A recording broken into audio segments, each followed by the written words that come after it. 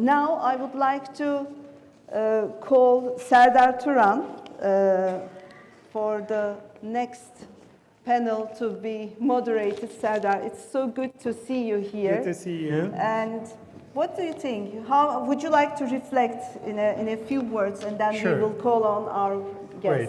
So thank you very much for the opportunity.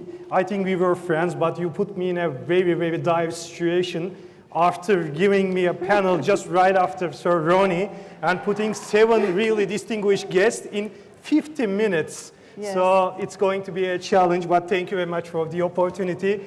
Dear guests, it's a pleasure to be here. It's also Centennial for Harvard Business Review as well.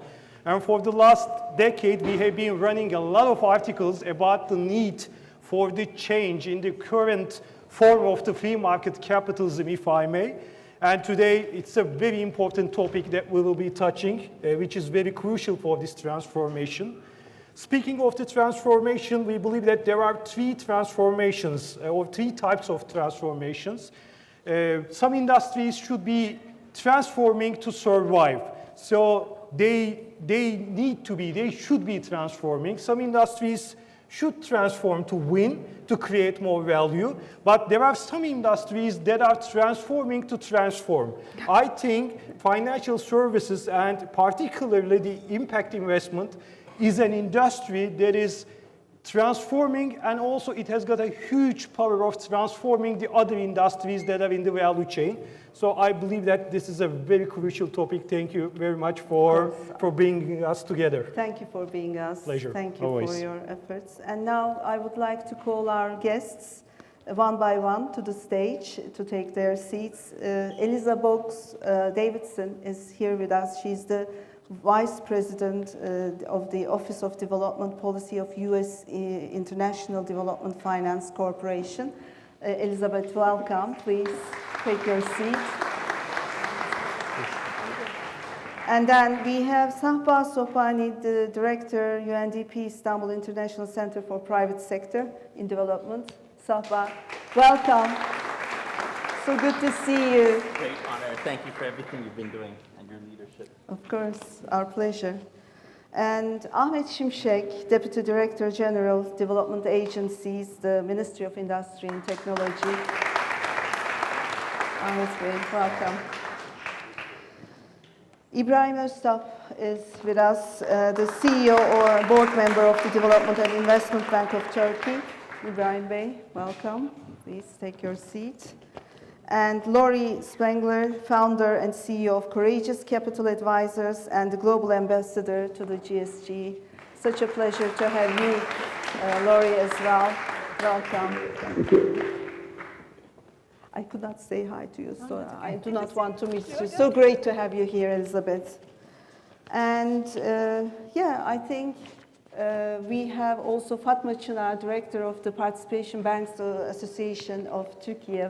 Fatma Hanım, welcome. So great to have you here. Please. And then Ebru Şenel Erim, representing YASET. Ebru Hanım is here. Welcome, please.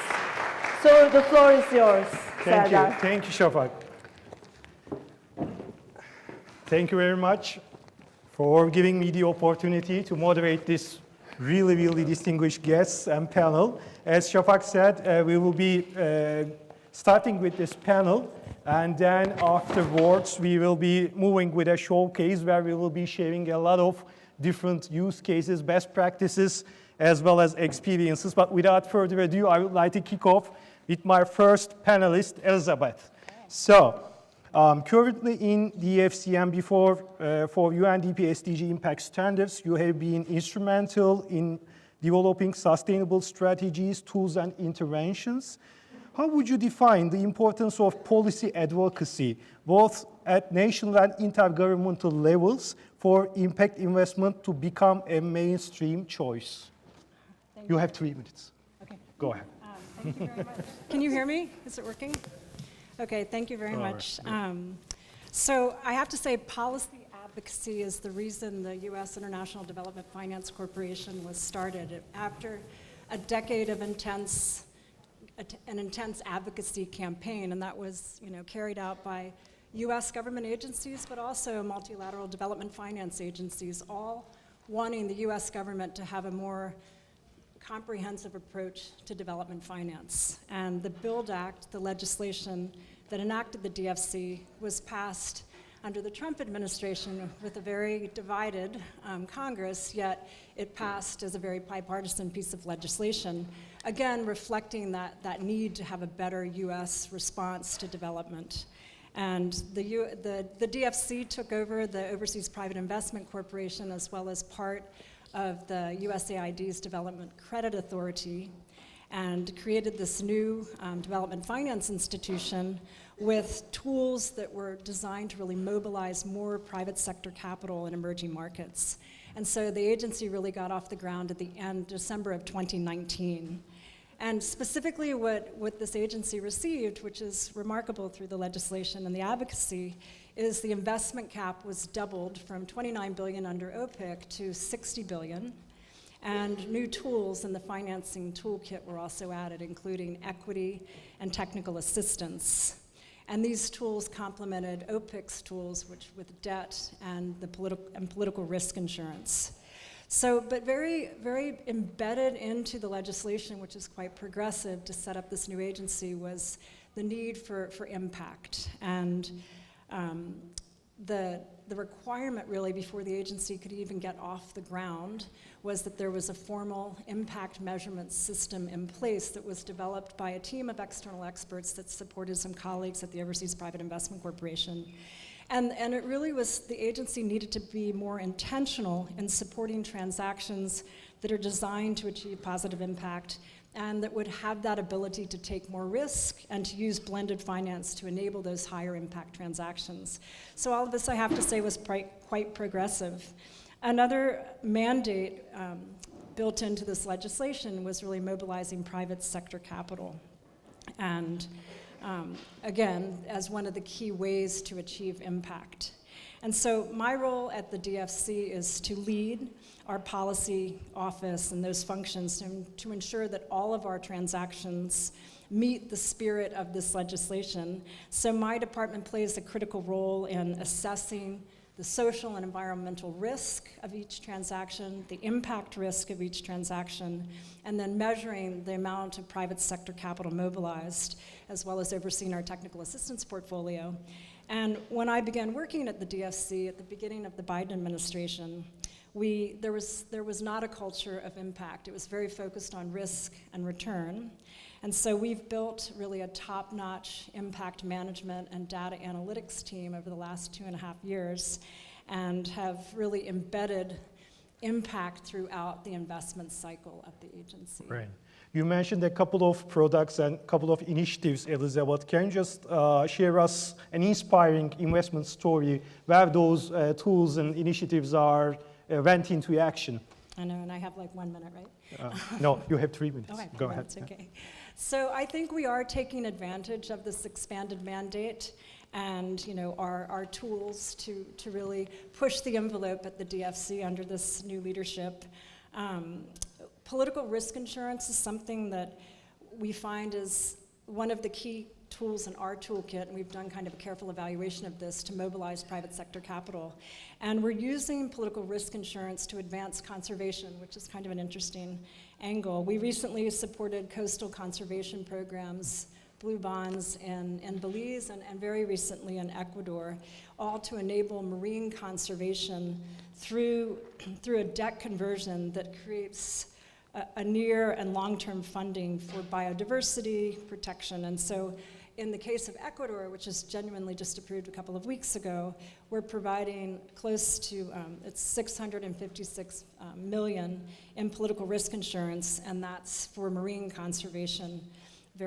So it's kind of there's innovation in the structuring, as well as, I think, innovation in using political risk insurance, which traditionally is used, to combat expropriation or political violence, but can also be used to really counter risk in new ways. And then very quickly, I found some recent transactions, but in mid-May, we approved an on-lending program here in Turkey, and we're providing a 7-year direct loan for $100 million to Secker Bank, which you all must know if you're Turkish, because it's a mid-sized bank here in Turkey. But the purpose of our loan is to support the expansion of small businesses.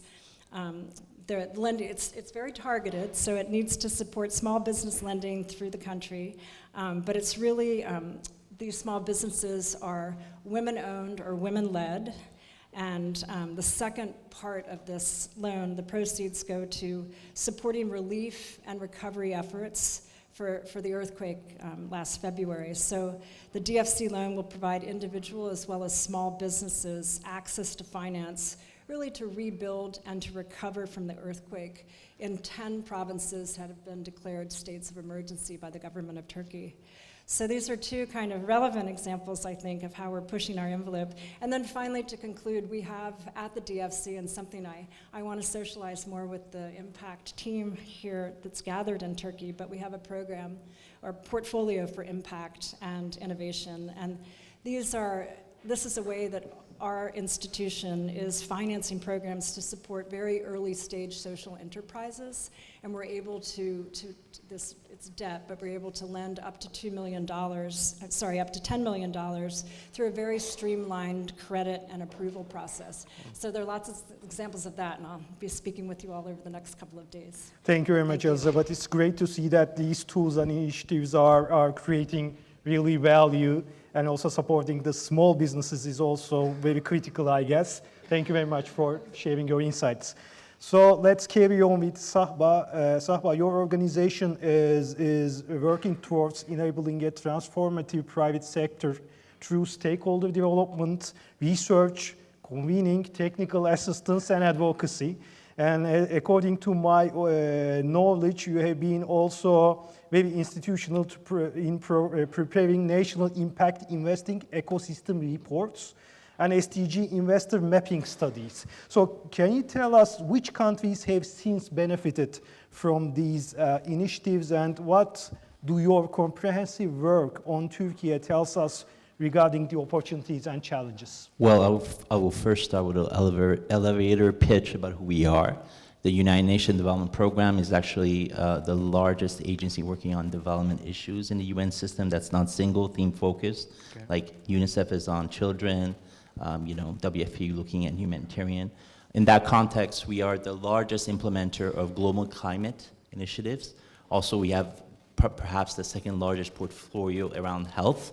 So we look through the lens of the Sustainable Development Goals in its entirety. There are 17 goals, looking at different areas like renewable, looking at oceans, water under life, oceans, industrialization, circular economy. In that context, studies have shown there's around $13 trillion worth of opportunities looking at 4 types of system. Food systems, city and mobility, there was discussion about Tesla, etc. We see that actually they say it takes a village to build something, but it also takes multiple people. Here we have Elizabeth and I work together. Actually, she was sort of the genius behind the investor maps. I was more of the practical implementer. So the investor map a product focused on identifying national priorities around the Sustainable Development Goals that can become business opportunities. And in this context, we have things that are more well-known, looking at the energy transition and the opportunity around energy transitions. I mean, Turkey, I think, is the 3rd largest renewable sort of market with EBRDs and others investing. But also you look at with the digital, there's a lot of opportunities around, SME support, with returns of 15 to 20% IRR in the long term. So in the context of Turkey, renewable definitely, health tech is another area, especially also Istanbul is becoming medical tourism. Turkey also is a big driver around financial inclusion and digital payments, but there's a lot of room and then from a cross-cutting thematic perspective, one looking at women's empowerment across all these sectors. And I mean, the elephant in the room is we have a significant also refugee population who have potential skills that can be tapped on. As Elizabeth mentioned before, one of the key bottlenecks we face is a lack of local capacity for impact measurement and reporting trends. So we need a functioning ecosystem of players, both on the supply of capital, but also in terms of looking at impact measurement to make these things. And finally, of course, policy de-risking is the most important sort of, thing to look at. Nationally, looking at fossil fuel subsidies, but also you have very interesting programs, for example, in Türkiye, like Istanbul Development Agency has a regional venture capital financial support programs. So they can be engagement both at national and local level in terms of these funds. I also would like to thank Shafak and everyone. I mean, sometimes reports can make a big difference. We started with a report. Mustafa Bey here was here from MFA. We have Treasury, we have investment promotions. So 3 years ago, it was just a seed idea. Now look where we are. Right. So reports can make a difference. Thank you. Great. So, Sahba, in addition to these interventions, there are also instruments that you endorse for mobilizing more impact capital, such as the first ever municipal green sukuk in Türkiye, for instance. So can you just explain this instrument within the context of aligning faith-based investing with impact investing, which also Sir Ronnie mentioned? That's right. Sir Richard Cohen talked about the potential for Islamic finance. The market size is around 4 trillion with 14% projected annual growth. I mean, you have different sectors. You have the microfinance. So when looking at Islamic fintech, and there's a cultural resistance to using sort of traditional microfinance instruments. What we're also looking at, UNDP has worked with Indonesia around $11 billion of sovereign green sukuk bond issuance. I mean, Indonesia has had 4 or 5 issuance of basically green bonds that are Sharia compliant, around 11 billion, of which we're doing the impact reporting and impact management, the policy de-risking. I think there's a very interesting opportunity at the sub-national level, working with municipalities. So here in the context of Türkiye, we're in discussion with the Konya municipality to potentially do a green sukuk bond as part of a larger bond issuance for them to finance a solar manufacturing plant. So that is, I think, the specific, and I know Islamic Financial Center is also positioning itself in the space. I was in Saudi 2 weeks ago. I met the Minister of Finance of Saudi. The liquidity there is astonishing. They have $1.5 trillion, all the sovereign wealth funds. I mean, everybody, Silicon Valley, Wall Street, even the local Shenzhen, all the local cities in China are going to the Gulf for fundraising. I mean, Shenzhen just got $1 billion from PIF, which is the Saudi sovereign wealth fund. So I think there's also another opportunity to engage with that supply. I think it's the only place there's a lot of liquidity nowadays. They're tough, but when the opportunity is right, it can be made. Thank you. Sahba, thank you very much for your insights. And let me move with Ahmet Bey. Ahmet Bey, there are currently 26 development agencies and 4 regional development administrations in Turkey. Can you elaborate on their enabling role towards achieving SDGs? Thank you very much, Serdar Bey. Good afternoon, everyone. It is my pleasure to be here with all of you from all over the world, and it is really a wonderful day for us to share Turkey's and our development agencies' experiences. Turkey applies a holistic approach to reach out the Sustainable Development Goals, and the Sustainable Development Goals are the blueprint for achieving more sustainable and better future for all. This addresses global challenges that we face, including poverty, inequality, global climate change, peace and justice. So we, together with all development agencies, are responsible for the coordination of regional development and local development policies in Turkey. So our enabling role is to localize the Sustainable Development Goals.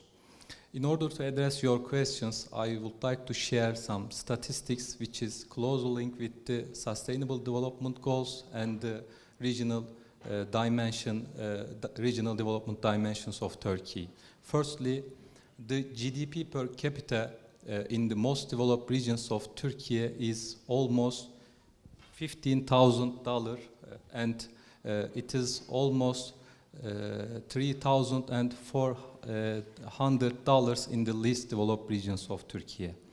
So this means that there is a 4.6 times difference between the richest and the poorest regions of Turkey. Second example, maybe I can share that the youth unemployment. If we look at the statistics, we can see that 20% we have in youth unemployment ratio. And if you look at some parts of the regions, we can see that it is almost 50%. It means that 1 out of every 2 young people is unemployed. This means that we have to reach out the global sustainable global development goals. Here, of course, we can increase such kind of statistics, but in short, I want to share that we try to localize these SDGs in the perspective of localities. I mean that we are trying to consider the economic geography of Turkey in our policy design, and we are trying to understand what is going on over the spaces of Turkey. How are the resources allocated over the cities of Turkey? And where is the location of economic and social activities? I mean that each region has different potentials and setbacks. We try to adapt SDGs to the specific conditions of region. In short, our enabling role is to understand the geography and to localize the SDGs in a place-based approach. Right. And also, development agencies in Turkey are currently the forefront of the Turkish impact economy. They play a huge role in the Turkish impact economy. For instance, Istanbul Development Agency has just announced the first ever social impact bond in the country, aiming at the youth unemployment, as you have mentioned. And the Ankara Development Agency established the first ever impact fund of funds, focusing on nurturing impact entrepreneurship in Ankara with a capital supply of around $13 million. So can you explain the conceptualization and realization phases of these important initiatives alongside their long-term impact? Thank you, Serdar Bey.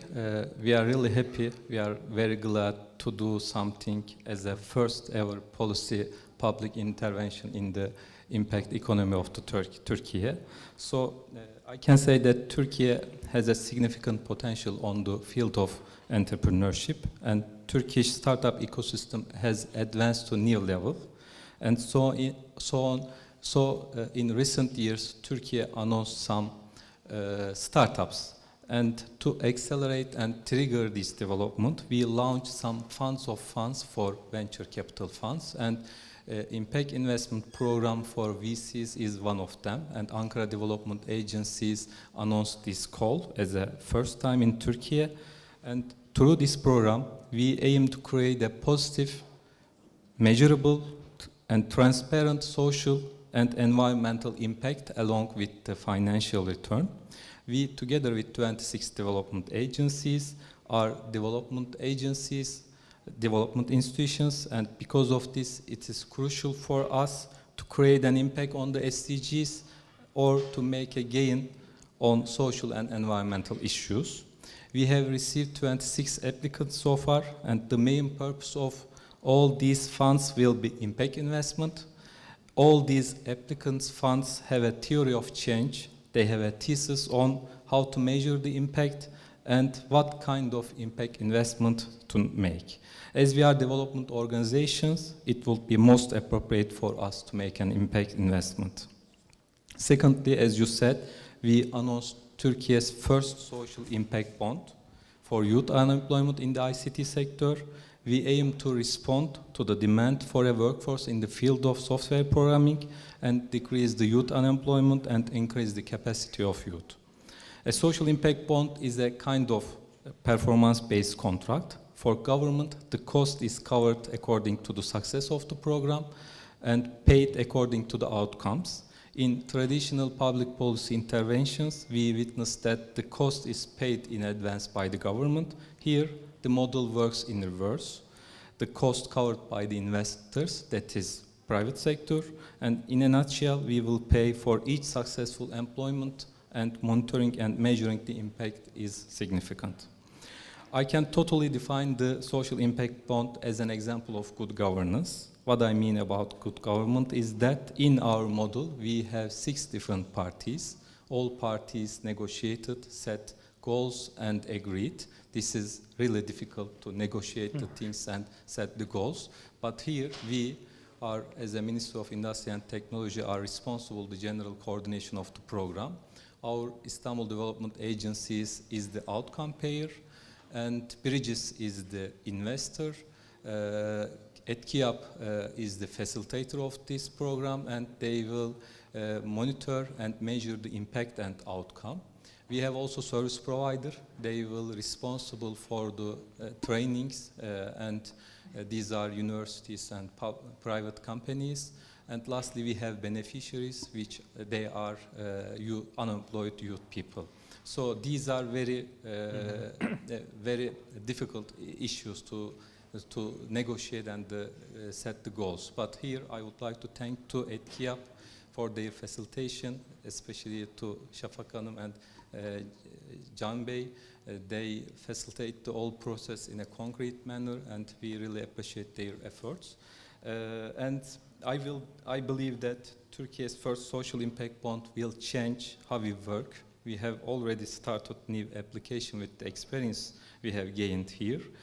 In the next session, I know that there will be a presentation by Can Bey, and he will explain all the details, but to be short, I will stop here. But as a final remark, I want to emphasize that just 2 years ago, National Advisory Board for Impact Investment was established in Türkiye.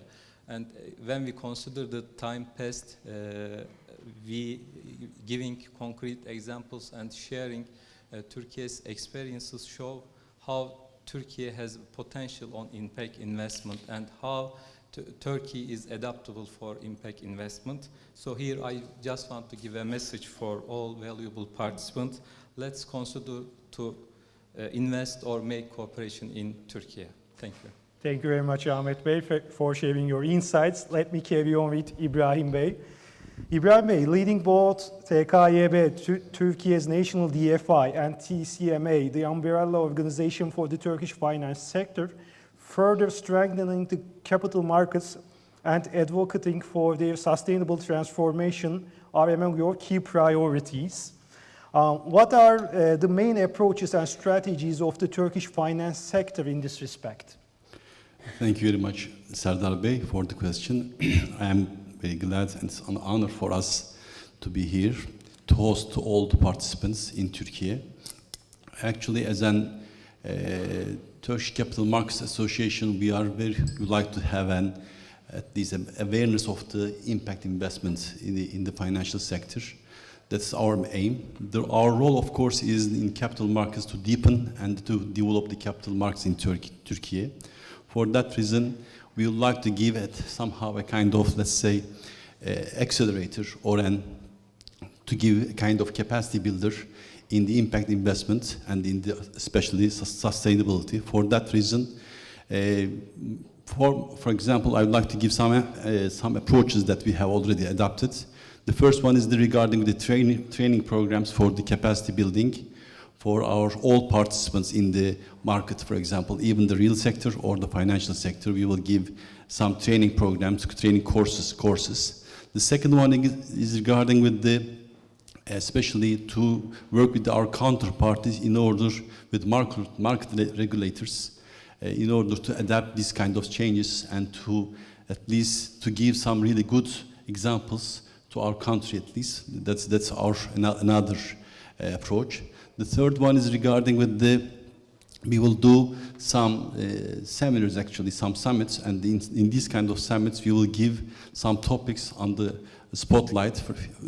In these 5 years, we have put this sustainability on the hot spot, and we will give a lot of emphasis about that. For that reason, a lot of participants will cover this kind of topics. For that reason, that's very crucial for us. The fourth one is regarding with this. We will give some high quality research reports, especially on the impact investment and the sustainability for all our sector and the real sector. For that reason, we will give that kind of awareness to all the participants.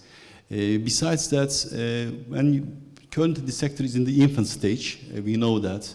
But there's a really big interest from both real sector and the financial sectors. Of course, especially on the investor sides, we will somehow persuade, especially regulators and the government, in order to give some incentives especially for the investors and for the sponsors for the real sector. That's why we will give some examples of other countries that has been already adapted in terms of regulation, for example. This kind of incentives are very crucial. As a capital markets association, we will give that kind of, let's say, benefits, and of course we will ask for some incentives, this kind of incentives, especially for the tax levies or, let's say, some grants, that kind of things. But at the end of the day, we will really, in order to create that kind of ecosystem, we need that kind of support from the government. That's for the umbrella of, Capital Markets Association. For the banks, I will go maybe later. Yeah. This will be the second question that Sure. I'm going to ask you. As the national DFI with the TKYB hat of yours, if I may ask, what are the solid steps you are taking regarding impact investment in terms of fund allocation and innovative instruments? First of all, since we are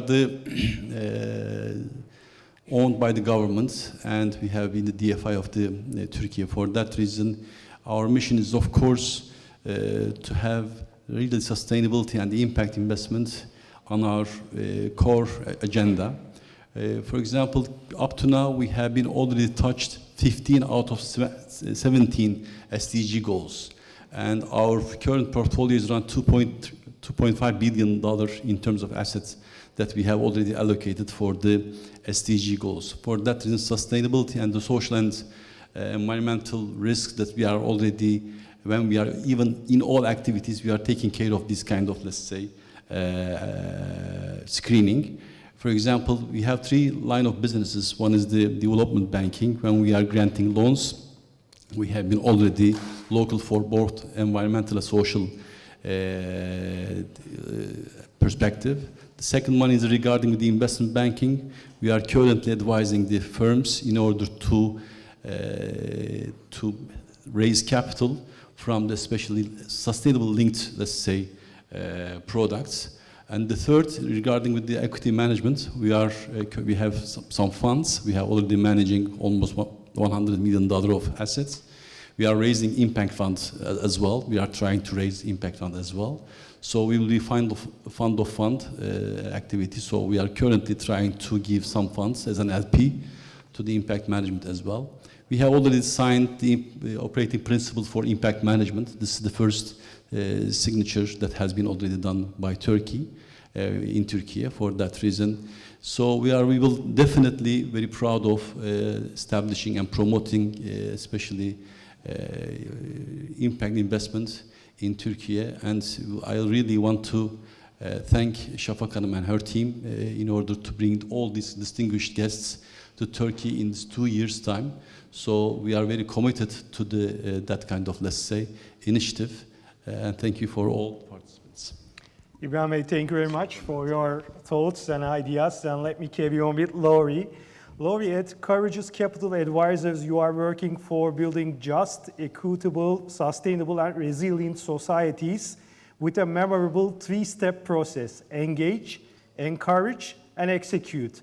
So, how can this mindset help us to unlock further and more diverse impact capital? Thank you so much, and it is just delightful to be back in Istanbul. It's my first trip back since before the pandemic, and it's just fantastic to be with all of you in community about a really important conversation. And I think what's exciting is that this conversation is all about how. The whether and why we need impact capital is really quite obvious, I think, to so many now, but it's all about the how. And in my work, we focus on how we can accelerate the volume and the velocity of impact capital. How do we unlock it? And I work very closely with investors. I'm typically seeking the capital from investors. So on the selling side of the impact proposition, trying to unlock that capital that we've been addressing in our conversations today. And I would say it's not so much a mindset, but these are not the only actions you can take, but there are 3 actions we have found to be quite effective: engage, encourage, and execute. What we mean by engage is proactively reaching out to investors of all types and stripes, from foundations to family offices to large institutional investors to development finance institutions, where Elizabeth sits, many members of your Capital Markets Association, but proactively reach out to them. And I think importantly in reaching out to them, listening and understanding what their constraints are. Because even though most investors now will engage with you around impact investing and impact capital, they do have specific identifiable constraints. Sometimes they're regulatory, sometimes they're size-driven, sometimes they're mandate-driven. But there are constraints, and if you're going to structure and solve for unlocking that capital, you need to meet those investors, recognizing what those constraints are, and then that can lead to effective structuring. So that's why we do the engage. In encourage, I agree with Ronnie that the importance of impact leadership. What I have found, though, with investors, and particularly large institutional investors, they often don't want to be the first to go. They don't. It's sometimes difficult for them to step forward, but where they see others stepping forward, they are more inclined to move ahead. Investors invest not because of need, but because of opportunity. So when we talk about the needs we have for people and planet, that might be our motivation in this room, but an investor is going to embrace that because they see an opportunity. So encouraging a framing of those needs through the prism of opportunity is quite important, and showcasing the examples, many of which have been shared today, are important to provide that encouragement for investors to step forward. And the third is execute. We need the transactions. We need the specific examples, again, many of which have been shared today. And I don't think we should underestimate the importance of showing those examples, the details of those examples, how they were structured, how they were priced, what the return is, the impact return, the financial return. The investor community needs and seeks that specificity, the importance of impact transparency. And markets operate through the dynamic of the push and the pull. Regulation can push, opportunity will pull, and we need both. So that's why we adopt the 3 E's. Speaking of examples, Lori, can you just share us a couple of examples of success stories that you have been involved in Africa or in Asia during your roles and during your experiences in these areas? What can be some of the inspiring success stories or examples that you can share with us? Super, thank you. There are many, but I'll pick 2 quick ones, if I may, in the theme of financial inclusion, because one is from emerging markets, developing economies, and one is from developed, from my country of origin, from America, but both in financial inclusion. So the examples are BRAC and Southern Bancorp. BRAC, many of you may recognize the name. It is the largest development organization in the world, started in Bangladesh in 1972. It's now 50 years old, which is extraordinary in its longevity. In Bangladesh, it is now a universal offering for a whole host of interventions. They take a holistic approach to addressing poverty. Financial inclusion is only one tool, but in financial inclusion, they serve 6 million households in a single country. Now they operate in 6 countries outside of Bangladesh, serving just under 1 million clients, mostly all women. The reason I think they're a success story is that as they have grown and expanded, they have never lost the focus on who they are serving. Primarily women, primarily rural-based women, and women at the lower end of the poverty spectrum. Their average loan size has never grown. It has stayed consistent to make sure it is relevant to the women they are seeking to serve. But even for BRAC, although their impact was always at the source, at the heart of what they were doing, they have gotten better and better at measuring, sharing, and actually now monetizing their impact. So the last transaction we were able to structure for BRAC, we were able to price the capital because of the quality and the specificity of the impact results they were achieving. And I think that's a fantastic success story. The second example, Southern Bank Corp, operating in Arkansas and Mississippi, so what we call the Southern Delta in the United States, very poor part of the United States.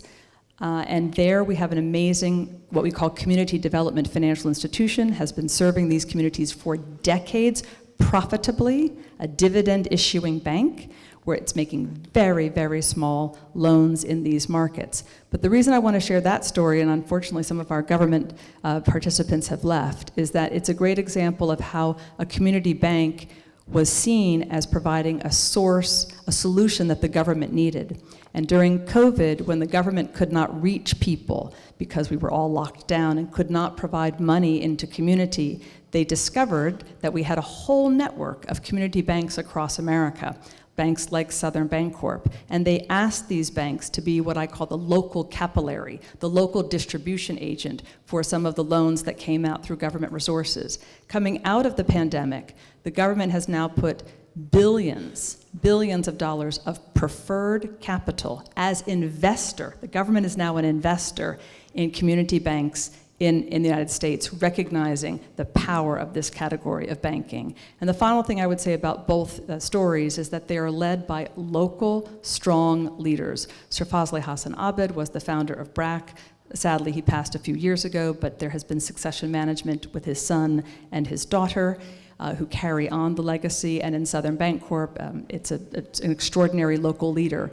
And local leadership, they are proximate to the market, they understand their market, they know how to deliver the impact that the market needs, and we as a community should be highlighting and celebrating those local leaders so they have greater visibility and recognition by investors. Thanks. Lovely, thank you very much for insights and for the experiences and examples as well. Let me carry on with Fatma Hanım.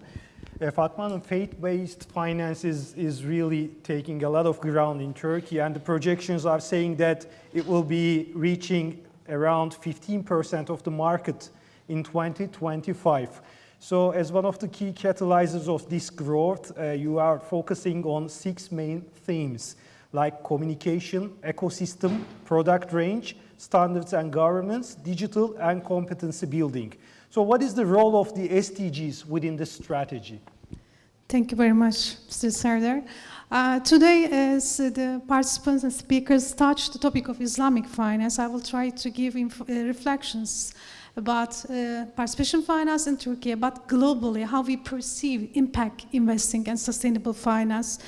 After implementation of our strategy report in 2021, the 3 main sustainable finance principles governed participation banks in Turkey in addition to their own faith-based principles. One is sustainable finance, like the principles such as trade, partnership, and risk sharing based on the real economy, and also contribute to construction of sustainable finance system. Other one is sustainable benefit, not just profit. Participation bank operates with the responsibility of transferring the world's scarce resources to future generation. And the main idea is the balance between consumption and production. So this benefit issue is very important, and sustainable development. For us, what's very important, the bank's growth strategy should also consider, in addition to financial figures performance, adapts environmental, social, and economic sustainability as a principle. So today, I want to give some more reflections how to make them applicable within the banking system. And Turkey, especially after our engagement with National Advisory Board, with the very kind invitation from Şafak Hanım, our awareness as association, Participation Bank Association, increased a lot to concentrate on impact investing and how to transfer this important understanding to our member banks.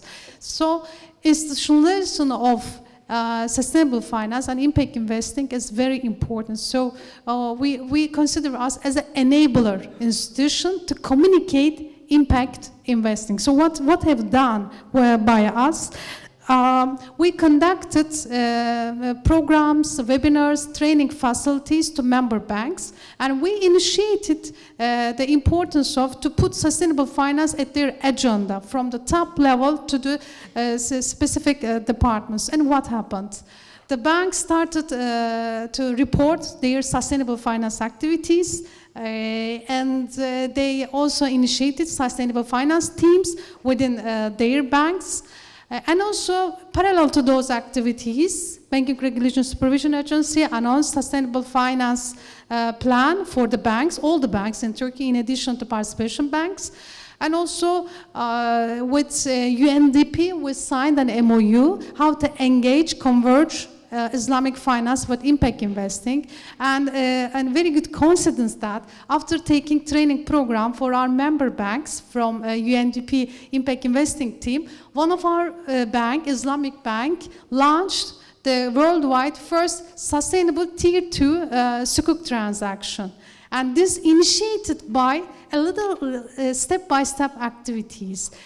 We see the huge potential of Islamic finance, how to convert the funds to impact funds within this ecosystem. This is, I mean, a little step, a little dialogue, or a webinar, a training, a facility, or engagement is very critical. As Mr. Cohen mentioned that, how to create impact, every institution, every person should take any action which they can do with their responsibilities. So I would like to give one another example, maybe make a surprise to you. I was selected as the president of an award selection committee by SIBAFI. SIBAFI is a council which governing all Islamic finance institutions in the world. This institution opened a call for an award for sustainable finance. Exact the name of the award is Sustainable Development, Inclusive of Environmental, Social and Governance, ESG Practices. 2 years ago, they opened this call.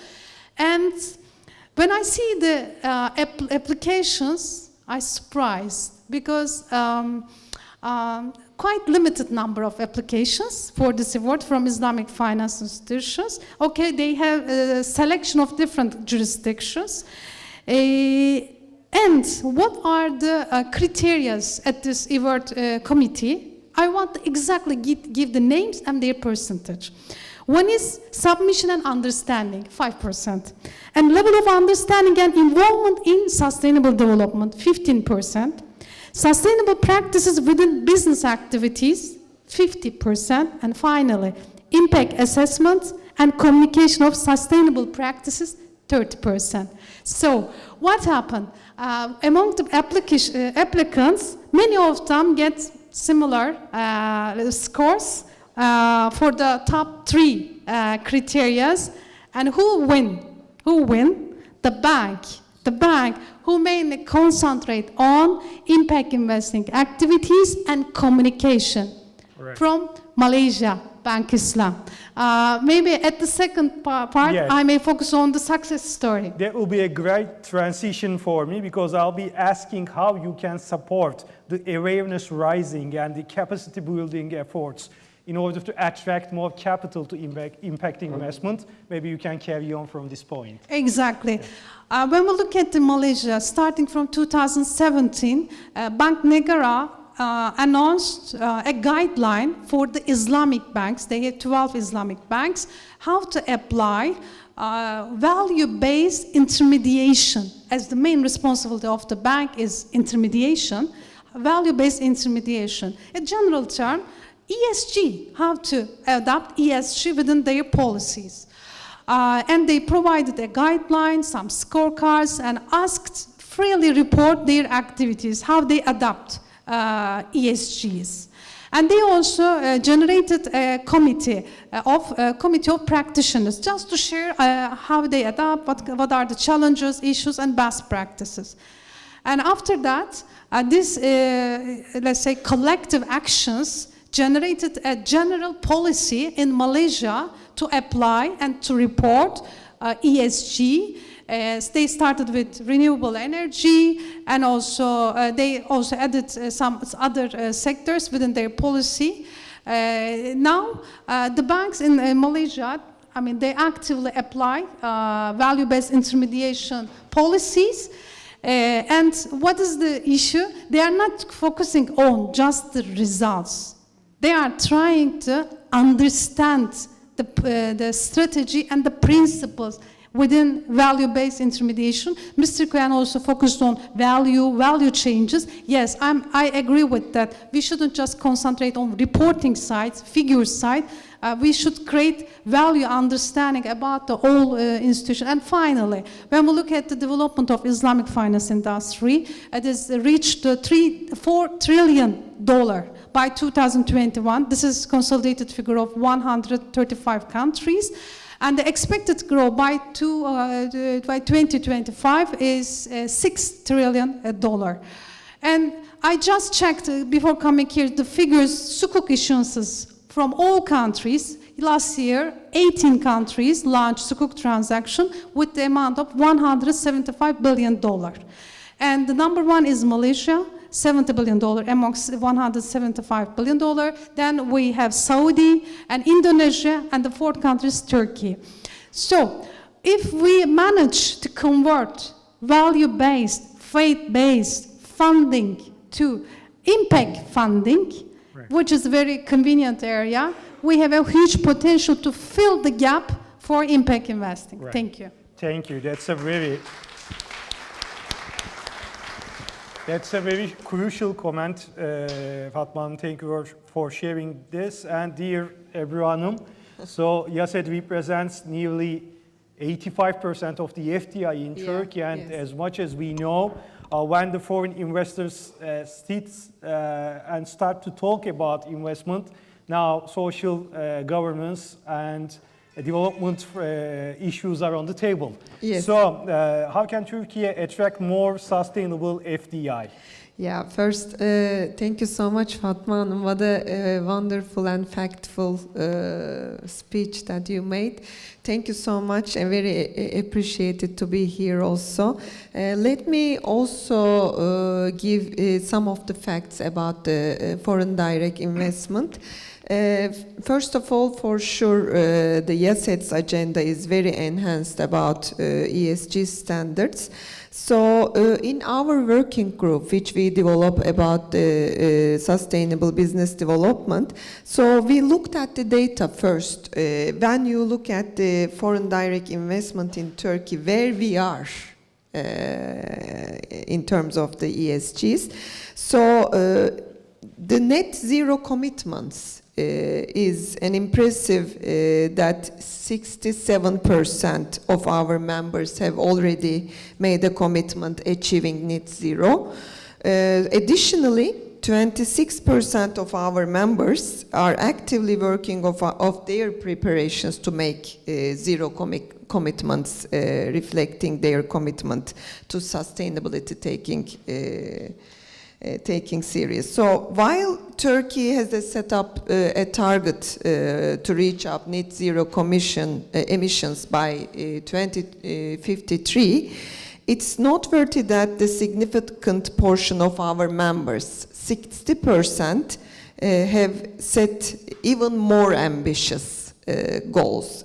I think these data are quite good for Turkey when you're considering this investment. So these members aim to achieve net zero emissions before 2040, means that before Turkey's target. So these statistics, I believe, they highlight the strong commitment of YASET's members' corporate sustainability. When it comes to the second point, so it's definitely a technology and the knowledge transfer. International investors always bringing advanced technologies, expertise, and industry best practices to host the country. By partnering with the Turkish companies and institutions, especially on the supply chain level, the skill development and the adaptation of the sustainable best practices is becoming very important each and every day. So the further illustrate the significant contribution of the YASET members, I would like to provide a concrete example showcasing the scale of their impact through the supply chain relations. In 2021, it's noteworthy that over 85,000 local companies were part of the supply chains of the foreign direct investment. Now, the second half of the question, so let me focus a little bit more on how Turkey attract more sustainable foreign direct investment from now on. So for sure, Turkey should focus on providing a clear and consistent regulatory framework, demonstrating a strong and ongoing commitment to ESG's principles and the sustainability. By doing so, Turkey can further improve its key macroeconomic metrics and create sustainable and prosperous business environment. Right, and also, YASET is focusing on Turkey's path toward achieving the SDGs. Yep. So can you elaborate a little bit on that, how YASET member organizations' ongoing interventions in this regard? Yeah, thank you so much. Certainly. Yes, its efforts have been centered around the position and promotion of the sustainable development practices, social responsibility, and environmental stewardship. So let's delve into some key informations and interventions by this regard. So YASET established a sustainable development platform and the Sustainable Development Working Group, which serve a collaborative platform for members of exchange knowledge, share best practices, and coordinate their efforts in achieving SDGs. As YASET, we delighted to continue to best practice webinar series which we established. So we are listening from each other, we are learning from each other. So we launched in 2020 as a part of the YASET Insights. So I think this is quite important platform that we can continue to navigate the challenges. And then the Sustainable Development Platform also conduct some of the legislative policy activities, advocacy activities also. We were in COP27 and we will continue to be in COP28 as well with the Turkish government to create a better regulatory environment, better policies to achieve more, because not just foreign direct investor is enough. For example, the Turkey businesses must create much more special programs when it comes to ESGs. So these are the efforts are going to be continue. But before I close, I also would like to thank you and you too also, especially for this gender balanced approach in our panel. 3-3 women and men. It's really great and continue to see you. Thank you, Ebru. And I would like to thank all the panelists, because it is very hard to squeeze this much of expertise and passion and experience in 5-minute sessions. So thank you very much for being with us today and sharing your insights.